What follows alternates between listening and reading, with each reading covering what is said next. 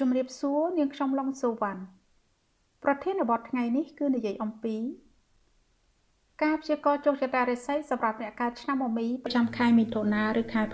6ខែកក្កដាឬខែ7ខែសីហាឬខែ8ឆ្នាំ2025ប្រសិនបើលោកអ្នកត្រូវការប្រឹក្សាយោបល់អំពីហ្វុងស៊ុយក្នុងការសាងសង់គេហដ្ឋានថ្មីឬជួសជុលគេហដ្ឋានឬរៀបចំគេហដ្ឋានសម្រាប់រស់នៅឬជាគំនិតនៃការរចនាប្លង់ផ្ទៃខាងក្នុងនៃគេហដ្ឋានឬការសាងសង់អគារដើម្បីធ្វើពាណិជ្ជកម្មផ្សេងៗឲ្យត្រូវតាមរចនាបថរបស់ហ្វុងស៊ុយលោកអ្នកអាចទំនាក់ទំនងមកកាន់នាងខ្ញុំតាមរយៈទំព័រ Facebook ដែលបានបង្ហាញជូននៅលើវីដេអូនេះឬលោកអ្នកអាចទំនាក់ទំនងមកកាន់នាងខ្ញុំតាមរយៈ WhatsApp 0049 17 82 05 21 47នោះលោកអ្នកពិតជាមិនខុសបំណងឡើយខែមិថុនាឬខែ6ជោគជតារាសីក្នុងខែនេះបានបង្ហាញថាជីវិតរបស់លោកអ្នកនឹងអាចមានការផ្លាស់ប្ដូរខ្ពស់លទ្ធផលយ៉ាងណានោះគឺវាអាស្រ័យទៅលើការគិតពិចារណានិងការសម្រេចចិត្តនៃការជ្រើសរើសរបស់លោកអ្នកជួនកាលលោកអ្នកអាចនឹងត្រូវប្រឈមជាមួយនឹងឧបសគ្គចំពោះមុខខ្លះៗពេលខ្លះលោកអ្នកអាចនឹងមានអារម្មណ៍ប្រែប្រួលខុសពីធម្មតាម្យ៉ាងទៀតប្រព័ន្ធការពារសរីរាង្គកាយរបស់លោកអ្នកហាក់ដូចជាមានភាពទន់ខ្សោយជាងធម្មតាយ៉ាងណាមិញលោកអ្នកអាចនឹងមានការចំណាយច្រើនប្រហែលជាអាចបណ្ដាលមកពីបញ្ហាសុខភាពផ្ទាល់ខ្លួនឬបញ្ហាសុខភាពក្រុមគ្រួសារក៏អាចថាបានដែរចំពោះមុខរបរឬអាជីពវិជ្ជាជីវៈរបស់លោកអ្នកឬភារកិច្ចដែលលោកអ្នកទទួលខុសត្រូវនៅក្នុងខែនេះក៏ជាចំណែកមួយទៀតដែលអាចធ្វើឲ្យលោកអ្នកមានអារម្មណ៍ថាមានសម្ពាធនិងស្ថិតក្នុងស្ថានភាពផ្លូវចិត្តមិនល្អដែរដូចគ្នានេះដែរលោកអ្នកក៏គួរតែមានការប្រុងប្រយ័ត្នចំពោះពាក្យសម្ដីនិងរក្សាអាកប្បកិរិយាឲ្យបានល្អក្នុងការប្រស្រ័យទាក់ទងជាមួយមនុស្សជុំវិញខ្លួនជាពិសេសជាមួយស្ត្រីឬជាមួយអ្នកគ្រប់គ្រងដូច្នេះចូលព្យាយាមរក្សាតុល្យភាពរវាងការងារនិងស្ថានភាពផ្ទាល់ខ្លួនឲ្យបានល្អពីព្រោះវាមិនត្រឹមតែសម្រាប់ជាប្រយោជន៍ដល់សុខភាពប៉ុណ្ណោះទេប៉ុន្តែក៏សម្រាប់ជាប្រយោជន៍នៃការអភិវឌ្ឍអាជីពវិជ្ជាជីវៈរបស់លោកអ្នកប្រកបដោយនិរន្តរភាពផងដែរ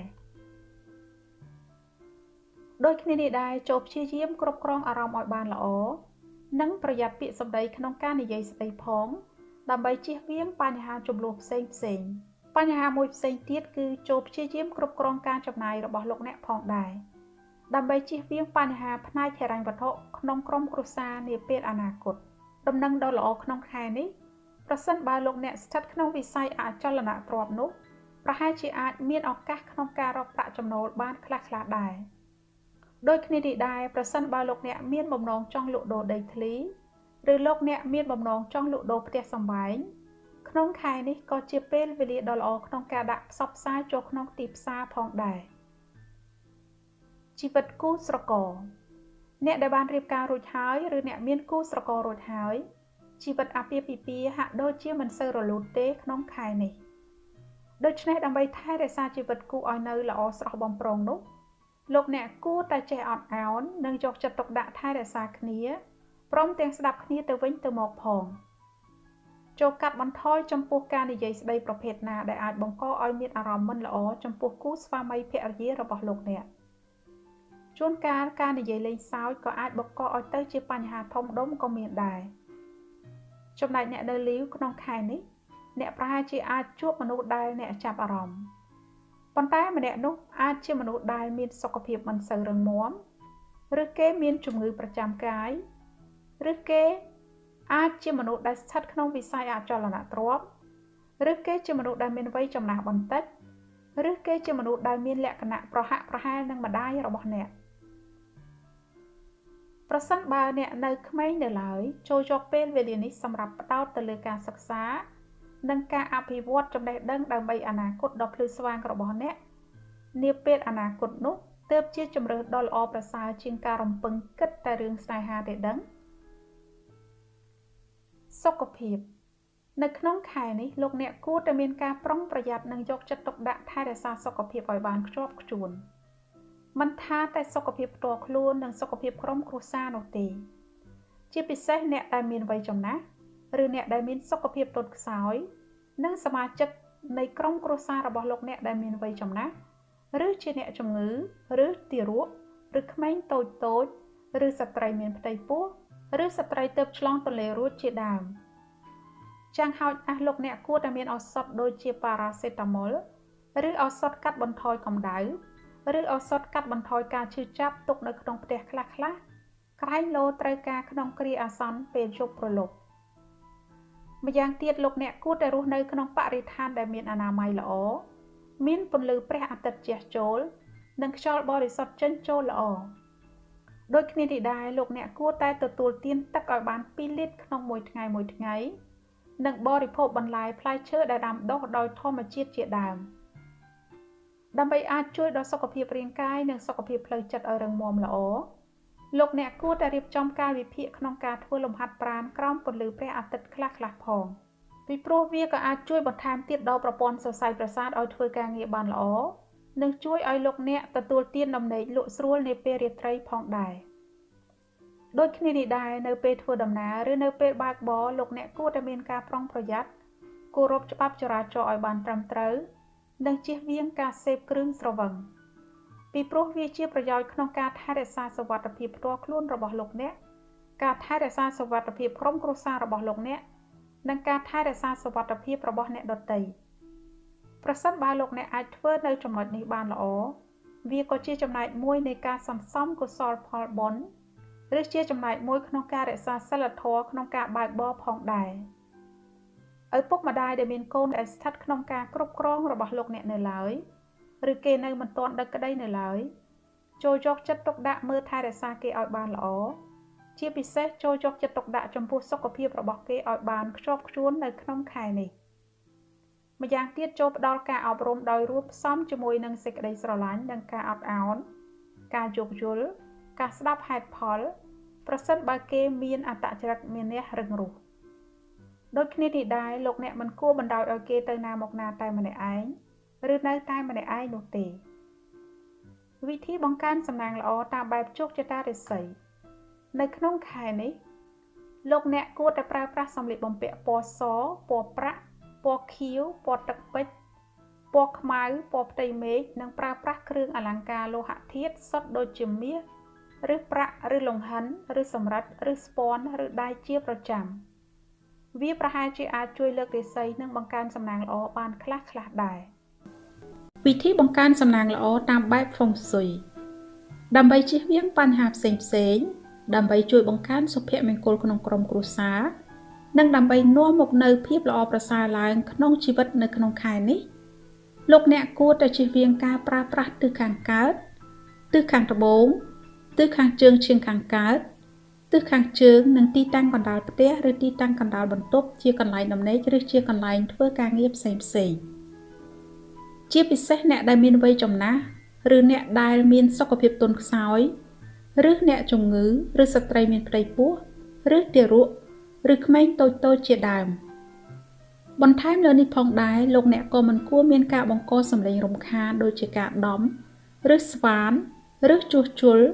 ឬបើកទូរទស្សន៍ឬច្រៀងខារ៉ាអូខេឬបើកចម្រៀងកងរំពងឬមានការកាប់ដើមឈើឬមានកម្មវិធីដ៏អធិកអធមនៅទិសទាំងនេះនោះទេម្យ៉ាងទៀតចូលជៀសវាងការអុជទៀនធូបបន់ស្រន់ផ្សេងឬមានធាតុភ្លើងនៅទិសខាងកើតទិសខាងត្បូងទិសខាងជើងឈៀងខាងកើតនិងទីតាំងកណ្ដាលផ្ទះឬទីតាំងកណ្ដាលបន្ទប់ទោះបីជាការដាំស្លក៏ដោយប្រសិនបើទ្វារចេញចូលគេហដ្ឋានដែលលោកអ្នកចាំបាច់ត្រូវតែប្រើប្រាស់ឬមានបង្អួចស្ថិតនៅលើទីតាំងនៃទិសណាមួយដោយដែលបានជម្រាបជូននេះលោកអ្នកគួរតែព្យាយាមបើកឲ្យបានតិចបំផុតតាមតែអាចធ្វើបានចំណែកទីតាំងនិងទិសដ៏ល្អសម្រាប់លោកអ្នកប្រើប្រាស់ក្នុងខែមិថុនាឬខែ6ឆ្នាំ2025នេះដែលអាចជួយបង្កើនប្រាក់ចំណូលក្នុងមុខរបរប្រចាំថ្ងៃរបស់លោកអ្នកនិងដើម្បីបង្កើនសុភមង្គលក្នុងក្រុមគ្រួសាររបស់លោកអ្នកនោះគឺទិសខាងត្បូងឈៀងខាងកើតទិសខាងត្បូងឈៀងខាងលិចនិងទិសខាងលិចប្រសិនបើទិសទាំងនេះមានទ្វារចេញចូលគេហដ្ឋានឬមានបង្អួចឬជាកន្លែងប្រើប្រាស់សម្រាប់ធ្វើកិច្ចការងារផ្សេងចូលព្យាយាមប្រើប្រាស់ឲ្យបានច្រើន និងបើកទ្វារឬបង្អួចនោះឲ្យបានញឹកញាប់តាមដែលអាចធ្វើបានវាប្រកាសជានឹងអាចផ្ដល់ឲ្យលោកអ្នកទទួលបាននៅលទ្ធផលដ៏គួរឲ្យរីករាយមិនខាននៅក្នុងខែនេះខែកក្កដាឬខែ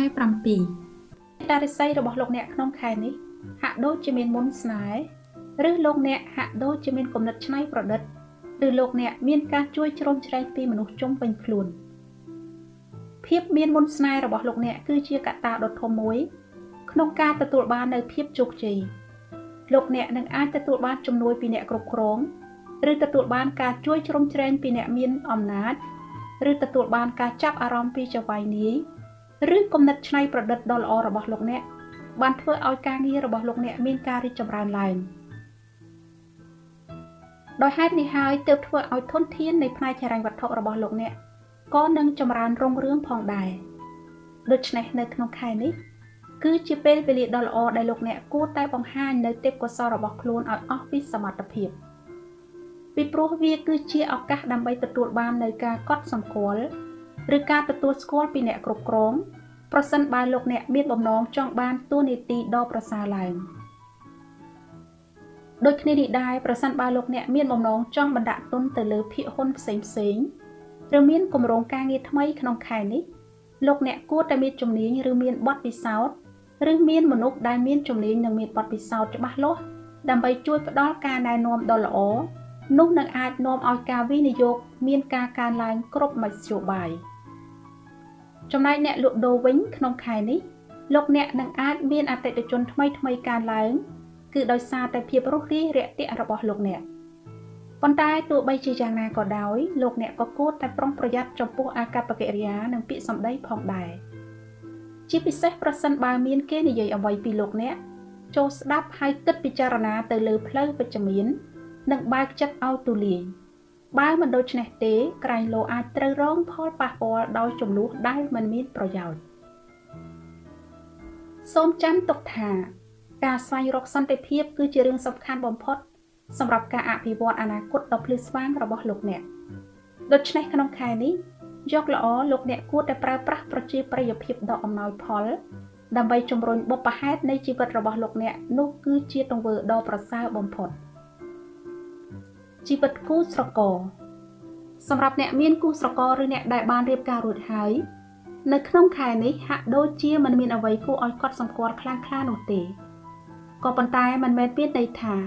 លោកអ្នកមិនគួរខ្វាយខ្វល់ចំពោះការប្រស្រ័យទាក់ទងគ្នាឲ្យបានល្អនោះដែរចូលចាំសុភាសិតមួយតែងតែពោលថាភ្នំមួយមិនអាចមានខ្លាពីរបានទេវាមានន័យថាប្រសិនបើម្នាក់ខឹងម្នាក់ទៀតគួរតែព្យាយាមអត់ធ្មត់រងចាំឱកាសល្អណាមួយដើម្បីសម្រួលគ្នាដោយសន្តិវិធីចំណែកអ្នកដែលខឹងនោះគួរតែព្យាយាមគិតពិចារណាផងដែរថាតើរឿងដែលអ្នកខឹងនោះវាជារឿងចាំបាច់ត្រូវខឹងឬត្រូវយកមកជជែកបែកញែកដែរឬទេដូច្នេះសរុបសេចក្តីមកមុននឹងធ្វើអ្វីក៏ដោយលោកអ្នកគួរតែគិតហើយគិតទៀតឲ្យបានច្បាស់លាស់មុននឹងនិយាយប្រសិនបើសុភមង្គលក្នុងក្រុមគ្រួសារគឺជាសេចក្តីត្រូវការដែលលោកអ្នកប្រាថ្នាចង់បានចំពោះអ្នកនៅលីវឬអ្នកដែលមិនទាន់មានគូស្រករវិញនៅក្នុងខែនេះ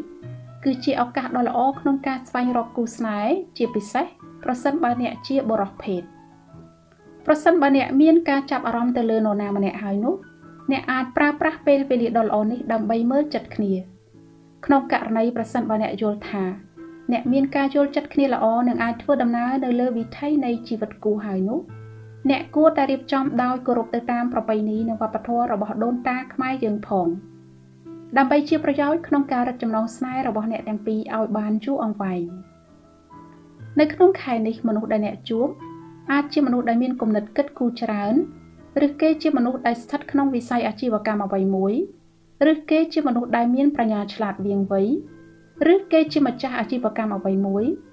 ឬគេជាមនុស្សដែលស្ថិតក្នុងវិស័យស្រាវជ្រាវជាដើមសុខភាពនៅក្នុងខែនេះมันមានអ្វីគួរឲ្យកត់សម្គាល់នោះទេ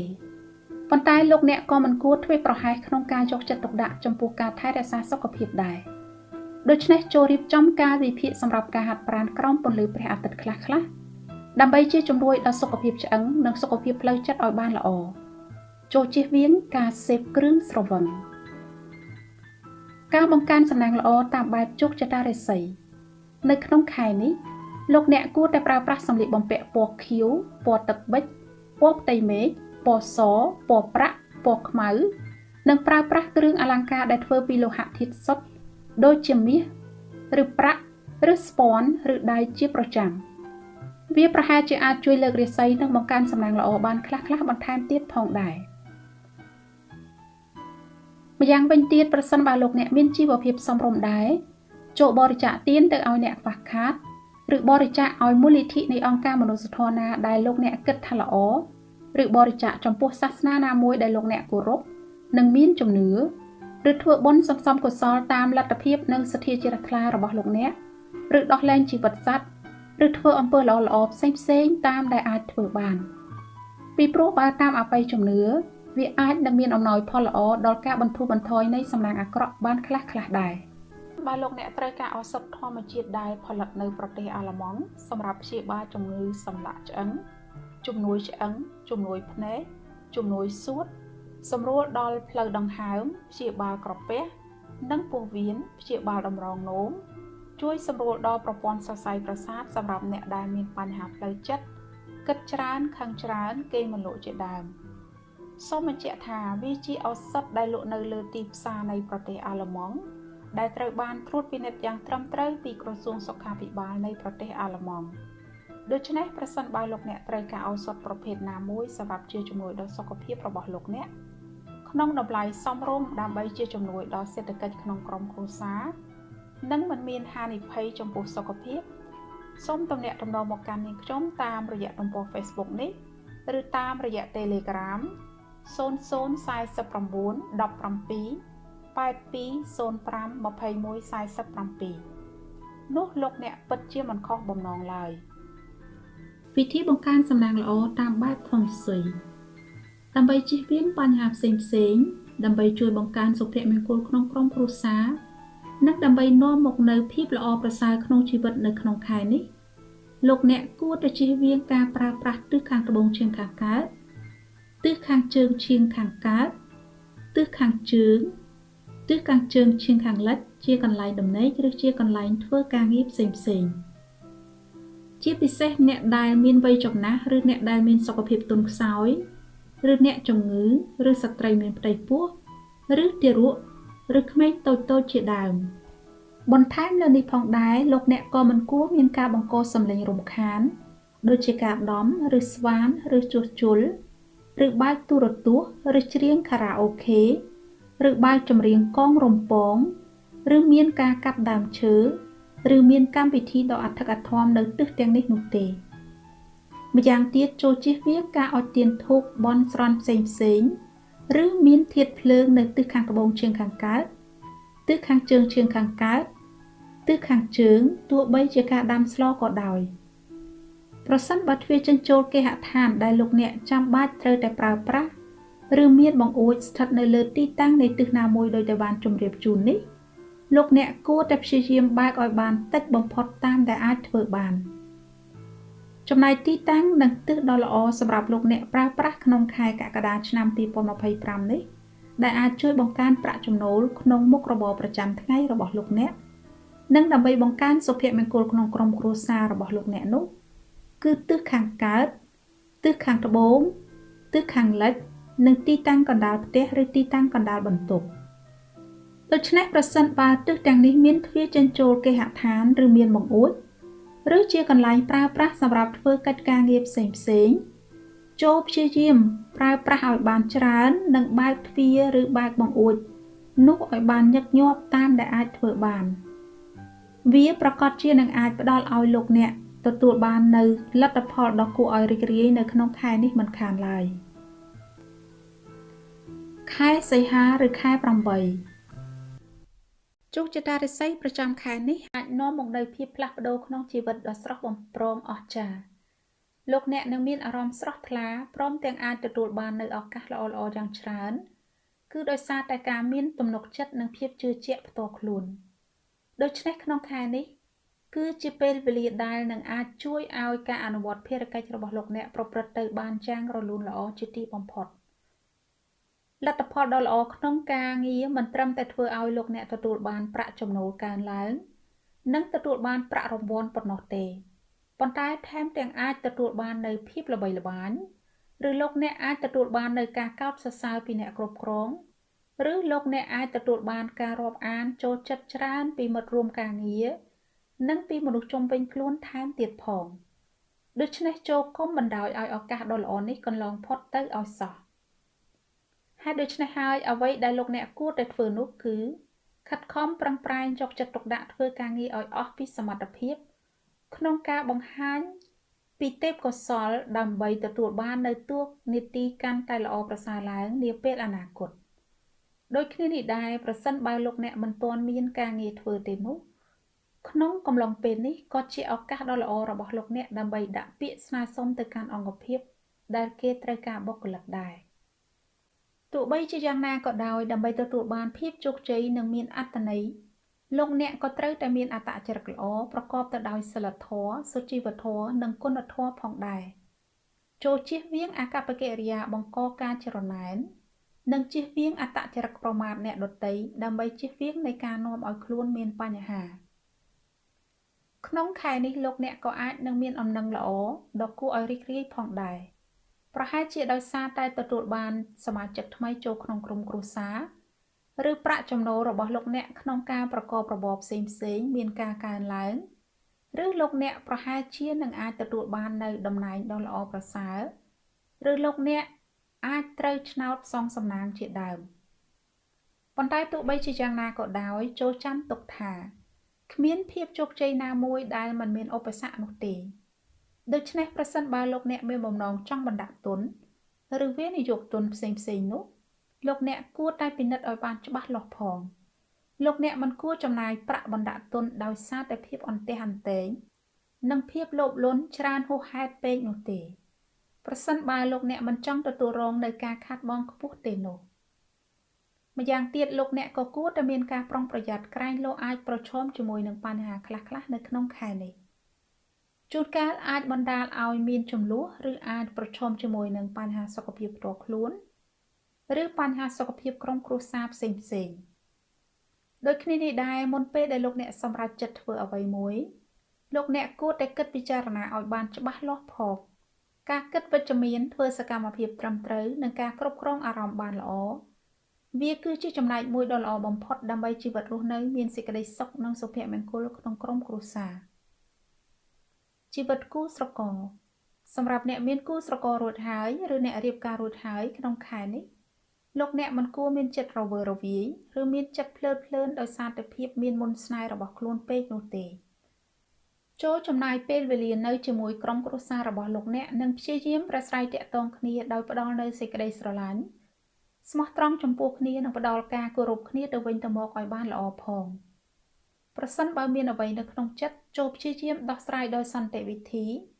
នោះអ្វីៗនឹងបានល្អប្រសើរឡើងវិញមិនខានប្រសិនបើលោកអ្នកមានបំណងចង់បានបុត្រធីតាក្នុងខែនេះក៏ជាពេលវេលាដ៏ល្អក្នុងការមានប្តីពោះផងដែរចំណែកអ្នកនៅលីវឬអ្នកដែលមិនទាន់មានគូស្រករវិញនៅក្នុងខែនេះអាចជាពេលដែលអ្នកអាចនឹងបានជួបមនុស្សដែលអាចផ្លាស់ប្ដូរជីវិតរបស់អ្នកបានមនុស្សដែលអ្នកបានជួបអាចជាមនុស្សដែលមានរូបរាងគួរឲ្យទាក់ទាញឬគេជាមនុស្សដែលមានកេរ្តិ៍ឈ្មោះកិត្តិយសឬគេជាសិល្បករឬគេជាមនុស្សអាចជួយទម្រង់បំរុងនៃជីវិតរបស់អ្នកបានប្រសិនបើអ្នកយល់ថាអ្នកទាំងពីរអាចដើរលើមាគ៌ានៃសុភមង្គលហើយនោះចូលប្រាប់ចាស់ទុំដើម្បីរៀបចំពិធីតាមប្រពៃណីដ៏ថ្លៃថ្លារបស់ដូនតាខ្មែរយើងផងសុខភាពនៅក្នុងខែនេះលោកអ្នកអាចងាយប្រឈមនឹងជំងឺផ្សេងៗជាពិសេសទាក់ទងទៅនឹងជំងឺគ្រុនក្តៅឬតម្រងនោមឬភ្នែកដូច្នេះលោកអ្នកគួរតែមានឱសថដូចជាប៉ារ៉ាសេតាមុលខ្លះៗទុកនៅក្នុងផ្ទះក្នុងករណីក្នុងពេលត្រូវការជួបប្រឡប់ចូលយកចិត្តទុកដាក់ថែរក្សាសុខភាពផ្ទាល់ខ្លួននិងសុខភាពក្រុមគ្រួសាររបស់លោកអ្នកឲ្យបានខ្ជាប់ខ្ជួនដោយរស់នៅក្នុងបរិស្ថានដែលមានខ្យល់បរិសុទ្ធនិងមានអនាម័យល្អចូលទទួលទានទឹកឲ្យបានយ៉ាងហោចណាស់2លីត្រក្នុងមួយថ្ងៃនិងបរិភោគបន្លែផ្លែឈើដែលដាំដុះដោយធម្មជាតិជាដើមលោកអ្នកគួរតែចំណាយពេលវេលាសម្រាប់លំហែកាយជាមួយក្រុមគ្រួសារខ្លះៗផងនៅក្នុងខែនេះ ពីព្រោះវាមិនត្រឹមតែអាចជួយដល់សុខភាពរបស់លោកអ្នកឲ្យបានល្អប្រសើរប៉ុណ្ណោះទេប៉ុន្តែថែមទាំងអាចបង្កើនភាពស្និទ្ធស្នាលនិងសុភមង្គលក្នុងក្រុមគ្រួសារផងដែរចូលបើកបរដោយមានការប្រុងប្រយ័ត្ននិងគោរពច្បាប់ចរាចរណ៍ឲ្យបានត្រឹមត្រូវនិងគួរតែជៀសវាងការសេពគ្រឿងស្រវឹងវិធីបង្កើនសំណាងល្អតាមបែបជោគជតារាសីនៅក្នុងខែនេះលោកអ្នកគួរតែប្រើប្រាស់សម្លៀកបំពាក់ពណ៌ដីពណ៌ខៀវពណ៌ទឹកប៊ិចពណ៌ផ្ទៃមេឃពណ៌សពណ៌ប្រាក់ពណ៌ខ្មៅនិងប្រើប្រាស់គ្រឿងអលង្ការដែលធ្វើពីលោហៈធាតុដូចជាមាសឬប្រាក់ឬស្ពាន់ឬដែកឬលង្ហិនឬសំរឹទ្ធដែលដាំដោយត្បូងផ្សេងជាប្រចាំវាប្រហែលជាអាចជួយលើករាសីនិងបង្កើនសំណាងល្អបានខ្លះបន្ថែមទៀតផងដែរវិធីបង្កើនសំណាងល្អតាមបែបហ្វុងស៊ុយដើម្បីជៀសវាងបញ្ហាផ្សេងដើម្បីជួយបង្កើនសុភមង្គលក្នុងក្រុមគ្រួសារនិងដើម្បីនាំមកនូវភាពល្អប្រសើរក្នុងជីវិតនៅក្នុងខែនេះលោកអ្នកគួរតែជៀសវាងការប្រើប្រាស់ទីតាំងកណ្ដាលផ្ទះឬទីតាំងកណ្ដាលបន្ទប់ទិសខាងត្បូងឈៀងខាងលិចទិសខាងលិចទិសខាងជើងឈៀងខាងកើតជាកន្លែងដំណេកឬជាកន្លែងធ្វើការងារផ្សេងជាពិសេសអ្នកដែលមានវ័យចំណាស់ឬអ្នកដែលមានសុខភាពទន់ខ្សោយឬអ្នកជំងឺឬស្ត្រីមានផ្ទៃពោះឬទារកឬក្មេងតូចជាដើមបន្ថែមលើនេះផងដែរលោកអ្នកក៏មិនគួរមានការបង្កសំឡេងរំខានដូចជាការដំឬស្វានឬជួសជុលឬបើកទូរទស្សន៍ឬច្រៀងខារ៉ាអូខេឬបើកចម្រៀងកងរំពងឬមានការកាប់ដើមឈើឬមានកម្មវិធីដ៏អធិកអធមនៅទិសទាំងនេះនោះទេម្យ៉ាងទៀតចូលជៀសវាងការអុជទៀនធូបបន់ស្រន់ផ្សេងឬមានធាតុភ្លើងនៅទីតាំងកណ្ដាលផ្ទះឬទីតាំងកណ្ដាលបន្ទប់ទិសខាងត្បូងឈៀងខាងលិចទិសខាងជើងឈៀងខាងកើតទោះបីជាការដាំស្លក៏ដោយប្រសិនបើទ្វារចេញចូលគេហដ្ឋានដែលលោកអ្នកចាំបាច់ត្រូវតែប្រើប្រាស់ឬមានបង្អួចស្ថិតនៅលើទីតាំងនៃទិសណាមួយដោយតែបានជម្រាបជូននេះលោកអ្នកគួរតែព្យាយាមបើកឲ្យបានតិចបំផុតតាមដែលអាចធ្វើបានរីឯទីតាំងនិងទិសដ៏ល្អសម្រាប់លោកអ្នកប្រើប្រាស់ក្នុងខែសីហាឆ្នាំ2025នេះដែលអាចជួយបង្កើនប្រាក់ចំណូលក្នុងមុខរបរប្រចាំថ្ងៃរបស់លោកអ្នកនិងដើម្បីបង្កើនសុភមង្គលក្នុងក្រុមគ្រួសាររបស់លោកអ្នកនោះគឺទិសខាងត្បូងឈៀងខាងកើតទិសខាងត្បូងទិសខាងជើងនិងទិសខាងជើងឈៀងខាងលិចប្រសិនបើទិសទាំងនេះមានទ្វារចេញចូលគេហដ្ឋានឬមានបង្អួចឬជាកន្លែងប្រើប្រាស់សម្រាប់ធ្វើកិច្ចការងារផ្សេងចូលព្យាយាមប្រើប្រាស់ឲ្យបានច្រើននិងបើកទ្វារឬបើកបង្អួចនោះឲ្យបានញឹកញាប់តាមដែលអាចធ្វើបានវាប្រកាសជានឹងអាចផ្ដល់ឲ្យលោកអ្នកទទួលបាននូវលទ្ធផលដ៏គួរឲ្យរីករាយនៅក្នុងខែនេះមិនខានឡើយសូមបញ្ជាក់ថាទោះបីជាជោគជតារាសីបានបង្ហាញយ៉ាងណាក៏ដោយវាគ្រាន់តែជាការព្យាករណ៍តែប៉ុណ្ណោះរីឯលទ្ធផលយ៉ាងណាវិញនោះជួនកាលវាអាស្រ័យទៅលើបរិស្ថាននៃទីកន្លែងដែលលោកអ្នករស់នៅនិងទីកន្លែងដែលលោកអ្នកធ្វើការងាររួមជាមួយបុណ្យកុសលដែលលោកអ្នកបានសាងពីអតីតកាលនិងបច្ចុប្បន្នកាលព្រមទាំងការគិតពិចារណានិងសកម្មភាពផ្ទាល់ខ្លួនរបស់លោកអ្នកទៅវិញនោះទេដូច្នេះសម្រាប់ជាជំនួយក្នុងការបង្កើនសំណាងក្នុងជីវិតរស់នៅលោកអ្នកគួរតែយកចិត្តទុកដាក់រៀបចំគេហដ្ឋានដែលលោកអ្នករស់នៅនិងទីកន្លែងដែលលោកអ្នកធ្វើការងារឲ្យបានល្អដោយតែបានជម្រាបជូនតាមរយៈវិធីបង្កើនសំណាងល្អតាមបែបហ្វុងស៊ុយបន្ថែមលើនេះផងដែរលោកអ្នកគួរតែរក្សាសីលធម៌ដោយមានអត្តចរិតដឹងខុសត្រូវចេះដឹងគុណចំពោះអ្នកដែលបានផ្ដល់ជំនួយចេះអត់ឱនស្គាល់ចាស់ទុំមានគុណធម៌ក្នុងនាមជាមនុស្សដែលស្មោះត្រង់មិនលោភលន់ហួសប្រមាណមិនចង់បានរបស់អ្នកដទៃមិននិយាយកុហកបោកប្រាស់អ្នកដទៃនិងមិនធ្វើអ្វីដែលនាំឲ្យមានភាពក្តៅក្រហាយដល់អ្នកដទៃជាដើមចូលគិតអ្វីដែលល្អនិងធ្វើអំពើល្អផ្សេងដោយសេចក្តីជ្រះថ្លាក្នុងចិត្តឲ្យបានច្រើនតាមដែលអាចធ្វើបានពីព្រោះបើតាមអបិយជំនឿប្រសិនបើលោកអ្នកសន្សំអំពើល្អបានច្រើនប៉ុណ្ណាវាក៏អាចនឹងមានអំណោយផលល្អនិងផ្ដល់ឲ្យលោកអ្នកវិញនូវសំណាងល្អជាច្រើនផងដែរដូច្នេះចូលយកចិត្តទុកដាក់ថែរក្សាទំនុកបម្រុងនិងឧបត្ថម្ភអ្នកមានគុណរបស់លោកអ្នកគឺឪពុកម្ដាយជីដូនជីតានិងមនុស្សដែលធ្លាប់បានជួយជីវិតរបស់លោកអ្នកឲ្យមានភាពល្អប្រសើរឡើងបន្ថែមលើនេះផងដែរចូលចាប់ផ្ដើមធ្វើអំពើល្អដោយការជួយយកអាសាមនុស្សជុំវិញខ្លួនលោកអ្នកដែលត្រូវការជំនួយ ទោះបីជាលោកអ្នកជួយគេដោយកម្លាំងកាយឬជួយគេដោយកម្លាំងចិត្តឬជួយគេដោយកម្លាំងប្រាជ្ញាក៏ដោយគឺសុទ្ធតែជាអំពើល្អដូចគ្នាដែលលោកអ្នកអាចធ្វើបានគ្រប់ពេលវេលាគ្រប់កលៈទេសៈចំពោះមនុស្សគ្រប់ស្រទាប់វណ្ណៈទាំងអស់ប្រសិនបើលោកអ្នកត្រូវការការប្រឹក្សាយោបល់អំពីហ្វុងស៊ុយក្នុងការសាងសង់គេហដ្ឋានថ្មី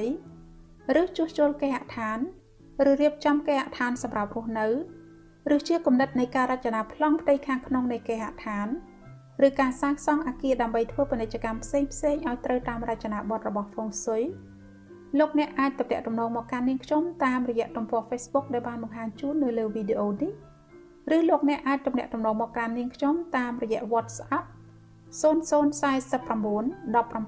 82 05 21 47នោះលោកអ្នកពិតជាមិនខុសបំណងឡើយ